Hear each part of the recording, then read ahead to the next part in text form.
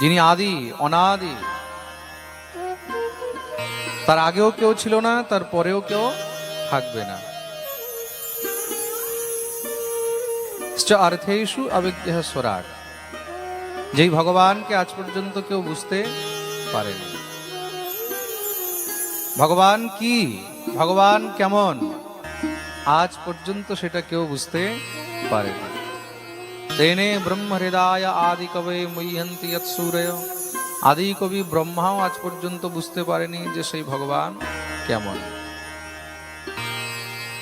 তাহলে সংসারে যে জীব ভগবানের বর্ণন করে, কেউ বলছে ভগবান সাদা, কেউ বলছে ভগবান কালো, কেউ বলছে ভগবান লাল, তাই তো? কেউ বলছে ভগবানকে দেখতে সিংহের মতন, কেউ বলছে ভগবানকে দেখতে বরাহের মতন, কেউ বলছে ভগবানকে দেখতে অমুক, কেউ বলছে ভগবানকে দেখতে তমুকের মতন। তার মানে কি, আজ পর্যন্ত সেই ঈশ্বরের ঠিক ঠিক বর্ণনা কেউ করতে পারেনি। যে যেইভাবে ভগবানকে বুঝেছে সে সেইভাবেই ভগবানের বর্ণন করেছে। जाकी रही भावना जैसी प्रभु मूरत देखी तिन तैसी। ভগবানকে ঠিক ঠিক ভাবে আজ পর্যন্ত না কেউ বুঝতে পেরেছে, না কেউ বুঝতে পারবে। অনেকের মনে হয়তো প্রশ্ন হতে পারে, অনেকে জিজ্ঞাসাও করে যে ভগবানকে কেন বোঝা যায় না। তো খুব মন দিয়ে শুনবে। অখিল ব্রহ্মাণ্ডের সৃষ্টির যিনি নিয়ন্তা, সেই ঈশ্বরকে এই সাধারণ বুদ্ধি দ্বারা বোঝা সম্ভব নয়। যার এক একটি রোমকূপের মধ্যে কোটি কোটি ব্রহ্মাণ্ড রয়েছে, যার এক একটি রোমের মধ্যে কোটি কোটি ব্রহ্মাণ্ড রয়েছে, সেই ঈশ্বরকে আমরা এই সাধারণ ক্ষুদ্র বুদ্ধি দিয়ে কি বুঝতে পারবো? আমরা যদি এই সাধারণ বুদ্ধি দিয়ে সেই ঈশ্বরকে বুঝতেই পেরে গেলাম, তাহলে তো আমরা ঈশ্বরের থেকেও বড় হয়ে যাব, তাই তো? জীব ঈশ্বরকে বুঝতে গেলে সবসময় ভ্রমিত হয়ে থাকে। তার জন্য মহাপুরুষগণ শুধু তাই নয়, সমস্ত বেদ শাস্ত্র স্মৃতি শ্রুতি পুরাণ শেষে গিয়ে সবাই নেতি নেতি বলে ছেড়ে দিয়েছেন। না ইতি না ইতি, মানে আমরাও ভগবানের বর্ণন করতে সমর্থবান নই। যতটুক আমরা বর্ণন করলাম এটা কিন্তু বহুত অল্প। সেই ঈশ্বরকে বোঝার সামর্থ্য আমাদের মধ্যেও নেই। তেজো বারি মৃদাম যথা বিনিময়ো যত্রত্র সর্গো মৃষা, ভাবনা স্বেন সদা নিরস্ত কুহকম সত্যম পরম ধীমহি।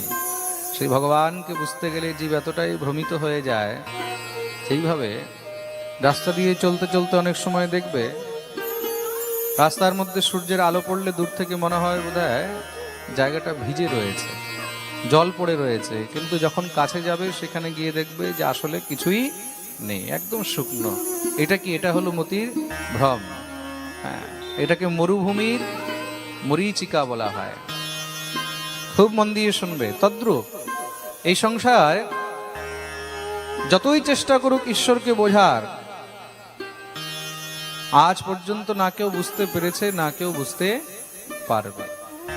যত বোঝার চেষ্টা করবে, ঈশ্বরের লীলায় যতটা প্রবেশ করবে, যতটা তার মধ্যে ঢুকবে, যতটা তুমি ভাবার চেষ্টা করবে, জানার চেষ্টা করবে, ততটাই সবসময় ভ্রমিত হতে থাকবে।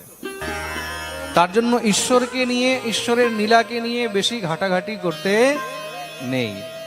প্রেম সে বলো রাধে রাধে। তুমি যত ঘাটাঘাটি করবে, তুমি যত চিন্তন করবে, যত বিচার করবে, তুমি তাকে যত বোঝার চেষ্টা করবে, ততই তোমার মধ্যে অপরাধ সৃষ্টি হয়ে যাবে। তাহলে সেই ঈশ্বরকে কি করে বোঝা উচিত? বলছে একমাত্র সেই ঈশ্বরকে সত্য স্বরূপে বোঝা উচিত। তিনি হলেন সত্য।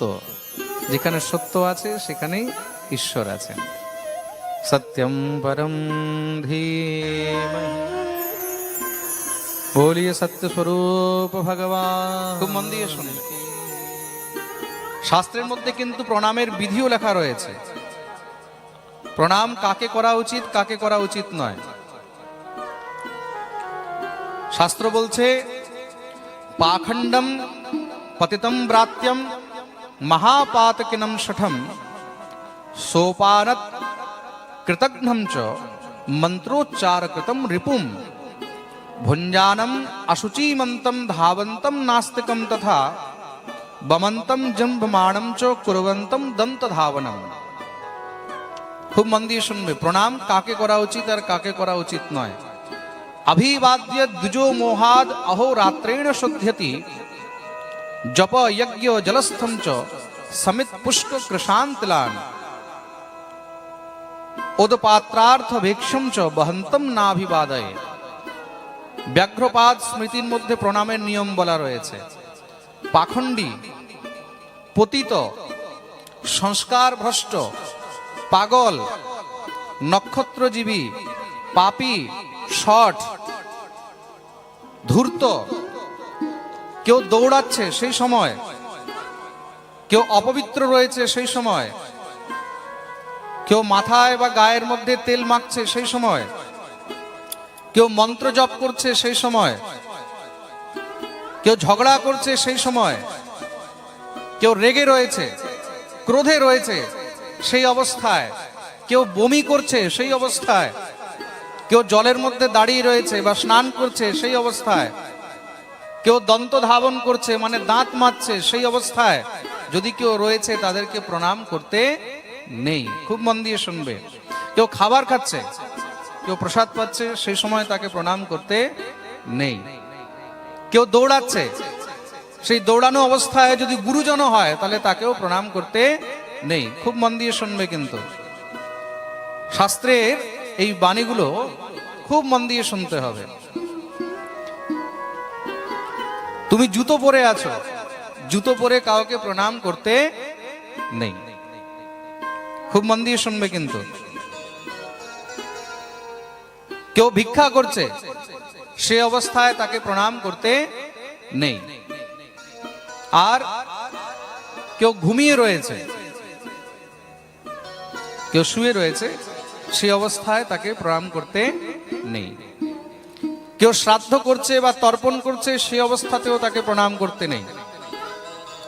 কেউ ঠাকুর সেবা করছে, ঠাকুরের পুজো করছে, বা তুমি ঠাকুর সেবা করছো, ঠাকুর পুজো করছো, সেই সময় যদি কেউ চলে আসলো তখন তাকেও প্রণাম করতে নেই।